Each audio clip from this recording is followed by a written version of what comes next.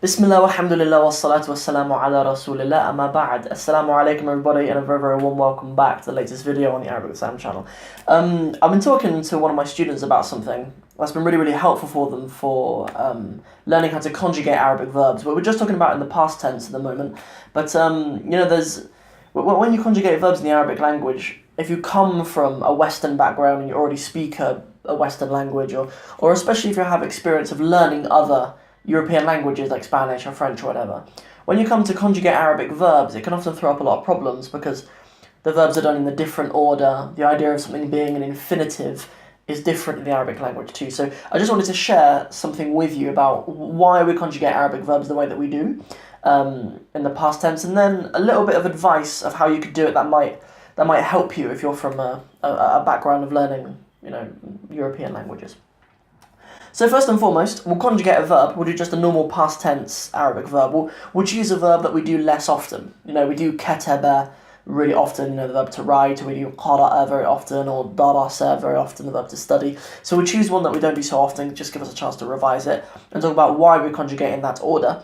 And then we'll have a look at a way that you can do those in a different order just to appease a kind of a Western language brain that might help you learn them. Because I've been having really, really good results with a student of mine called Chris. Huge shout out to Chris.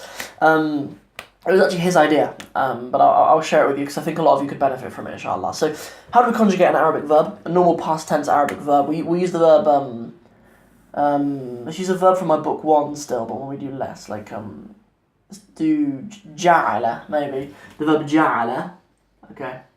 So it goes at the top here, the verb ja'ala.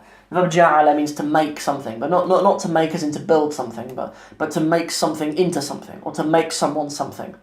If you were to make, I don't know, just for example, if I was to make the food delicious, that's the verb ja'ala. So you might notice we always start with the he. We always start with the third person masculine singular, huwa. And that's because that is the most simple form of the verb. Whenever you quote the verb, like in English when we quote a verb, we'd say to make. Instead of this, we wouldn't say he made. But because that's the infinitive, that's the most simple verb for us. Just to think of the verb, we say to make, or to eat, or to drink. But in Arabic it's not like that. The most simple form of the verb is the huwa, is the he. So that's why we start with that. And then we come into the she, or the hiya, which is a ja'alat. Ja'alat. And that's pretty much a rule with any verb, really. To make it go from he to she, you just put et on the end, pretty much of any verb. So ja'ala, ja'alat. And then you, we have ja'alta. Ja'alta. I think it's helpful, and perhaps the reason why you do it in Arabic is that these two are kind of a pair. These two in the third person are kind of a pair, because you still have fatha, fatha, fatha, ja'ala, and then ja'alat, which is different to the second and first persons, the you and the I, because you need to put this little sukoon up here to have ja'alta. There's also a big clue, by the way, on anta ja'alta. With those, it's helpful to remember the pronoun as well. I think anta ja'alta, because you remember here there's a sukoon and a fatha, just like on the end of ja'alta, sukoon and fatha. And then that should give us a clue for how to do the next one. Anti ja'alti. Ja'alti. And then lastly, ja'al. When we look along here, actually, this is a good little clue for some of you who are just learning this now. If you look down the endings of these, you'll notice that all of the harakat have already been used on the end, on the ta. So we've used a sukoon, we've used the fatha, we've used the kasra. So what's left? It's just a dhamma that's left. Ja'altu. So that's the order that we do them in Arabic, right? That's the order that you'll always see verbs conjugated in the Arabic language. I mean, I've never ever seen an Arabic language grammar book that's ever conjugated verbs in an order like that. Which might be confusing to some of you who have studied French or Spanish or something before, because I know in Spanish, you always go from I, you have like yo, tú, él, or ellos, or, vosotros and nosotros, or nosotros and vosotros. You do the Spanish in a different order. You do like first person, second person, third person singular, and then you go into the plurals in the same order. But there's no reason why you can't do that in Arabic when you're first starting out learning. Because this structure appeases an Arabic language framework, but just as a little stepping stone, as a bit of support for you. If it's easier for you to conjugate Arabic verbs like this, start off with I, and then do you. Oh, by the way, the two U's are masculine and feminine. Yeah, the ente is a masculine one, and the nt is the feminine one. By the way. Yeah, and then he and she. So that's the order that verbs are conjugated in like a Western tradition. Yeah, because generally you use the I more often, especially when you're a beginner, like when you're just introducing yourself in a language. Like, you know, in Arabic you're just saying things like أنا أدرس اللغة العربية, أنا أكتب كتابا, أنا أريد أن آكل شيئا, something like that. You're using basic sentences talking about yourself normally.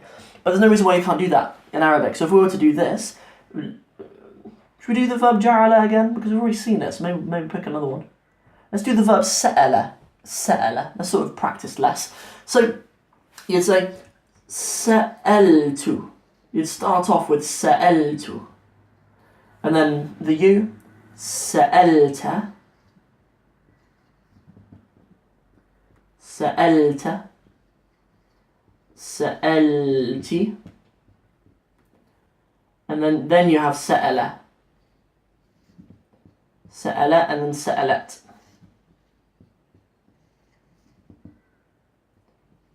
Yep, so sa'altu, I asked. Yeah, sa'ala means to ask a question, by the way. Sa'altu, I asked. Sa'alta, sa'alti, sa'ala and sa'alat. So sometimes, just as a bit of a stepping stone for you, to help you into this, sometimes it is helpful to kind of put the conjugation of Arabic verbs into a framework you're more familiar with already. But just to understand, there is a reason why Arabic does it like that. There is a reason. In this way, you can group, the third persons that don't put this sukoon on the lam letter, and the ones that do put sukoon on the lam letter. But you can actually also do that over here. Actually, like this group up here, the first and second persons is the same as that group, but it's just in a different order. They're just in a different order. They still have he and she down there. Yeah, but this side is more just like the Western order. Yeah, some scruffy handwriting here, but that's sort of the Western order, and this is like the the classic sort of Arabiyya, the Arabiyya order. Yeah, so that's really just what I wanted to share with you in this video, inshallah. Just something really quick, just a little bit of advice and a little bit of just a little bit of practice as well. Some of you might appreciate it just for the practice of running through some past tense verbs too. That's something that's really helped one of my students. It was his idea. Can't claim credit for it. Can't claim credit for it, but it's his idea. But hopefully it'll benefit you guys anyway, inshallah. If any of you are at that stage, especially if you're in what lesson of my curriculum is it? Lesson 4. If you're in lesson 4 in my curriculum, this will be a helpful lesson for you, inshallah. So yeah, I hope you enjoyed this video. If you did, don't forget to give the channel a subscribe and turn the notifications on. Don't forget to like the video as well as share it with anyone you think you might benefit from it. And I look forward to catching you guys in the next video. And last thing, the little announcement is I am going to launch this GCSE program. I talked about it in my video a couple of days ago. I'm going to run a 3-month support group for those of you who are doing your GCSE in Arabic, and I'm putting tons of time into it. So you'll get out as much as you put in. Like if you're someone who's revising for your GCSE, you want to do an hour a day, you want to put in quite a lot of work, you want to have direct access to me and log into live videos with me, you'll be able to do that. You'll be able to do that. But even if you don't, even if you just want to revise once a week, you'll be able to get from it whatever you wish, including breakdowns of past papers, best practices for each of the 4 skills, and things like that. So you can check that out. There'll be some information over on my website, arabicwithsam.com. But even if you don't go over and check that, just send me an email and tell me you're interested in it, in the GCSE program, and I can give you more information. Email arabicwithsam@gmail.com.